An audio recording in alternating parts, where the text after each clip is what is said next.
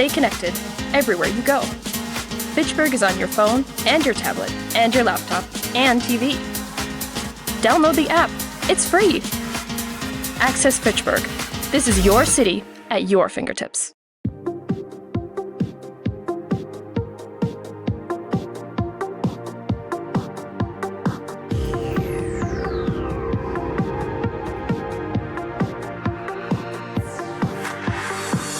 Hi, I'm Jeremy Crosby. And I'm Nick Boucher. We're your hosts for the program that's all about your city, Talking Fitchburg. Every weekday, we pull together the news, events, and information you need to stay on top of what's happening in the city of Fitchburg. Find Talking Fitchburg on cable TV, Roku, Amazon Fire, Apple TV, and our live stream on the web.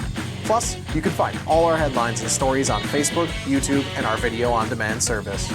This is your city. Keep up with Talking Fitchburg and the issues affecting you and your neighbors.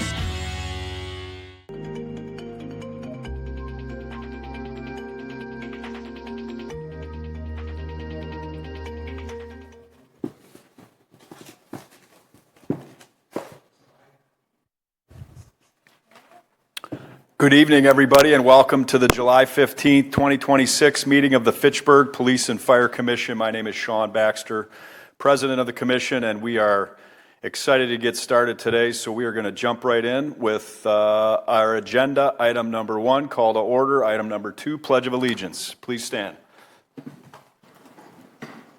Allegiance to the flag of the United States of America and to the republic for which it stands, one nation, under God, indivisible, with liberty and justice for all. Thank you. Moving along to agenda item 3, approval of the minutes from our June 17th, 2026 Police and Fire Commission meeting. Do I hear a motion to approve? I move approval. I second. Moved and seconded. Any further discussion on the minutes from June 17th? Hearing none, all those in favor signify by saying aye. Aye. Opposed? None. Minutes are passed. Agenda item number 4, public appearances for non-agenda items. As I look around the chamber, I see no one present. Online, we also have no one present, so we will move along to agenda item 5, report from the police department. Chief Morales. Good afternoon, everyone. We'll start off with the staffing report. We have 3 vacancies, 3 at the Law Enforcement Academy. We have 1 currently in field training. We have 3 on restricted duty. That gives us 10 unfilled positions. We do have, have my fingers crossed, potential good news. The 3 vacancies, we have 3 that will be asking for conditional officers during closed session. And if we do that, we should be doing good by the end of the year. But we are still doing open applications throughout the rest of the year as well. So we are sitting pretty good right now with our staffing. Any questions? Okay, moving forward with the monthly activity report. We've been struggling with getting accurate numbers on our citizen-generated calls for service to include our officer-initiated calls for service. I think we're going to have to go through an entire year and then compare that to next year, seeing that this is our first year without dispatch. And there are calls that are, I don't want to call them being dropped, but they're not being recorded accurately, and we're still trying to, we are constantly in conversation with our staff and figuring out a better way to record some of these calls for service that aren't being documented. So that's a work in progress. As far as violent crime, no homicides or serious events for the month. We did for property crime, we had 1 reported burglary. We did take 1 subject into custody for our spike in our burglaries for the year. That was one of note that you'll see on the last page, where I'm hoping if we keep it quiet for the rest of the year, we'll be able to balance that out. 1 vehicle reported stolen for the month.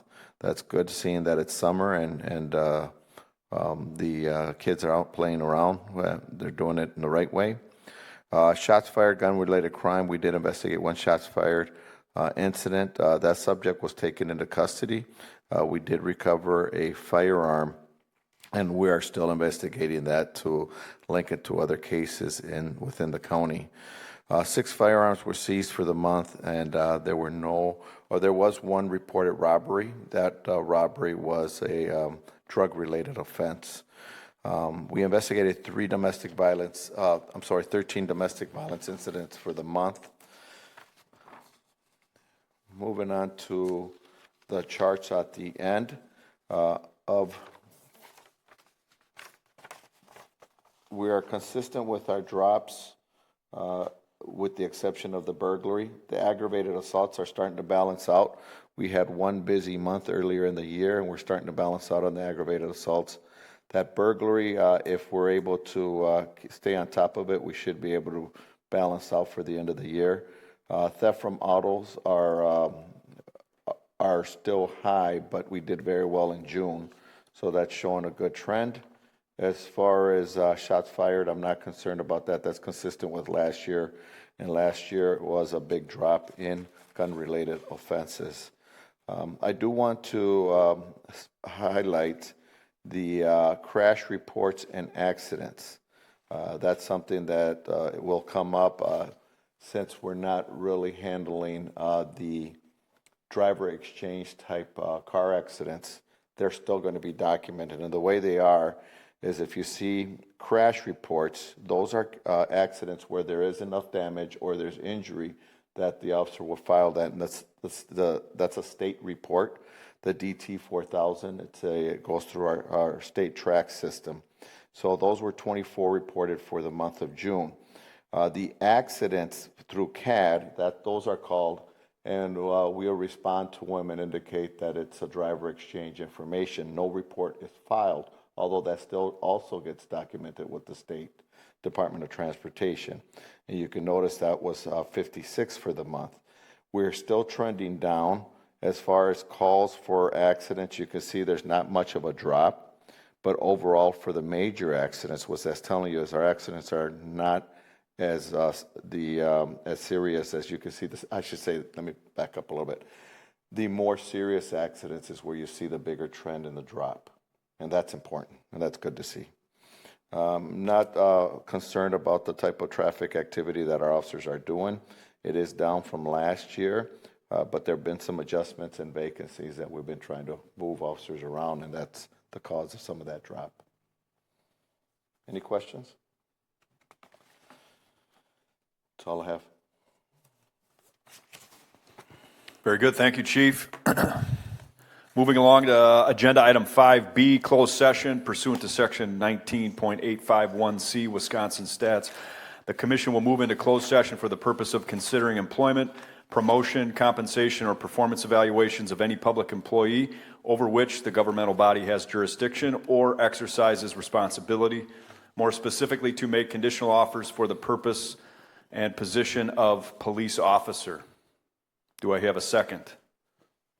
I second. Moved and seconded. All those in favor of going into closed session, please say aye. Aye. Opposed? We're in closed session. All right, we are back from closed session and moving on to agenda item 5C, actions that may be taken as a result of our closed session. Do I hear any motions? I make a motion authorizing the chief to make conditional offers to 3 police officer candidates. There's a motion on the floor. I second. Moved and seconded. Any further discussion on the motion? Hearing none, all those in favor signify by saying aye. Aye. Aye. Opposed? None. Motion passes. Thank you. Agenda item 6, report from the fire department. Chief Sarverts. Good evening. The floor is yours. So as far as responses go, we're still trending about the same as last year. No real big spikes. Our common calls are still our common calls. So not a lot of movement there. We did go to a couple minor fires last month. Inspections are going as good as they can be. And we added this additional metric here, the average response time, that you'll see in the report. So doing really well there as far as under 6 minutes average for this entire year. So really good stuff there. Staffing wise, we did have someone leave to go to nursing school, as I told you before, so filled those vacancies and just working to get that last person actually through the background process and online. So that's going well. You'll see overtime hours, and this is a negative, but yet a positive. So if you see that difference in May and June from 1419 to 1950 hours, but yet if you look at the dollar amounts, that's the effect of those 8 POX firefighters we brought on. So 500 more hours, but yet a much less significant number associated with that. Unfortunately, we are hearing rumors that a few of those folks have gotten career jobs and towards the Milwaukee area or are far enough where they'd have to move, so we're not sure what their future will be. They haven't disclosed a lot of this to us yet because I don't think the jobs are 100%. But again, we're training good people and they're getting jobs. So as you know, that's been a challenge for us. But it's that bittersweet challenge. If you look at the mandates, again, I think this is also a positive effect. 6 mandates for the month of June, down from 23 in May. So again, getting more folks in there, I think is having a positive effect. Training hours.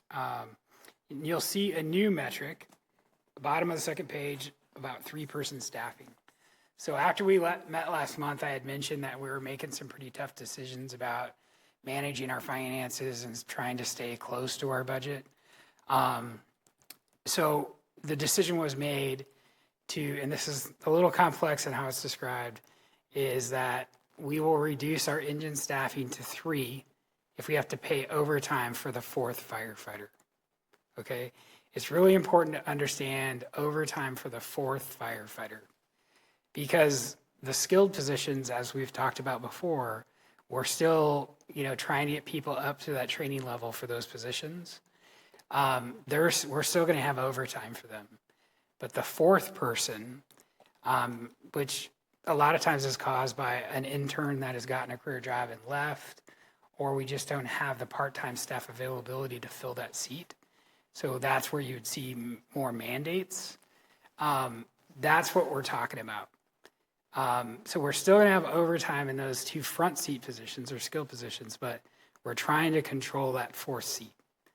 Obviously, it's gotten a lot of attention on social media, in the city. We're doing our best to explain it. We're doing our best to provide fact-based information on what the NFPA says and what we're required to do and what the norm is across the country as far as staffing. But we always want to acknowledge that this is a reduction. So that's a reduction in capability if we are at 3 versus 4. And no one in this city is trying to rationalize that. So it's very important that people remember that. And when we provide information, it's not a rationalization. We understand what we had to do due to financial constraint. So we're very transparent about that. We're tracking those numbers, and I will report that to you guys each month with how often that is. In the first 15 days of this month, which is the first 15 days of this new staffing philosophy, we were at 56% of the time on both rigs. So it is right around a half, right? Very busy time of the year. We are seeing a lot of transition with our part-time folks. So we're going to keep monitoring it. The city staff, myself, and other fire staff are working very diligently on creative ideas for funding, grants, moving stuff around so that we can try and get back to that 4 persons every day. So there's no guarantee of when that will happen, but we are committed to trying to do the best we can. So that's why you'll see that, and that is what that is about. So any questions about any of that? I do have some good announcements. So as I told you, we're working on the training center by utilizing used shipping containers. So we had the crane yesterday, and they put all of them in place. So we're ready to continue fabricating, and hopefully in a month or so, it'll be up and running and about 4 times the size it was.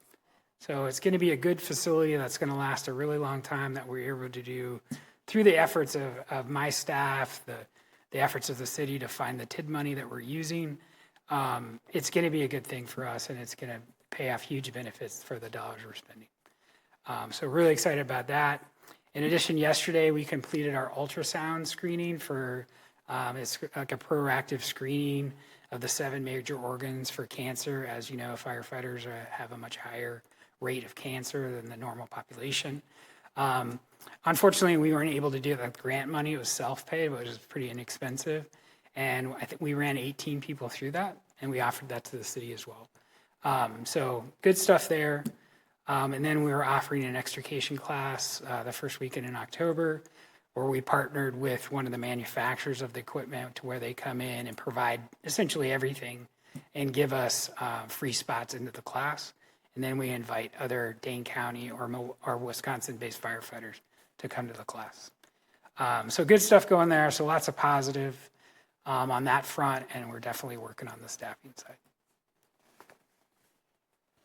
Very good. Thank you, Chief. Great updates and very positive to see all the action going on at the fire department. Thank you. Any other questions for Chief Sarver? Hearing none, I'll move us to agenda item 6B, closed session, and I'll move pursuant to section 19.851C Wisconsin statutes. The commission will move into closed session for the purposes of considering employment, promotion, compensation, or performance evaluation of any public employee over which the governmental body has jurisdiction or exercises responsibility. More specifically, in this case, to make a conditional offer of employment for the position of POX Battalion Chief. Second. Moved and seconded to go into closed session. All those in favor signify by saying aye. Aye. Aye. Opposed? None. We're in closed session.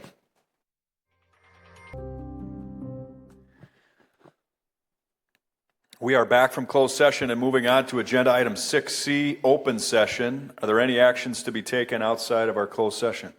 Yes. Motion to approve Chief Sarver to make conditional offer of employment for position of POX Battalion Chief. Second. Moved and seconded to offer a conditional offer of employment for the position of POX Battalion Chief. Any further discussion? Hearing none, all those in favor signify by saying aye. Aye. Opposed? None. Motion passes. Agenda item 7, announcements. Are there any announcements for the good of the order? Hearing none, I'll move adjournment. Agenda item 8.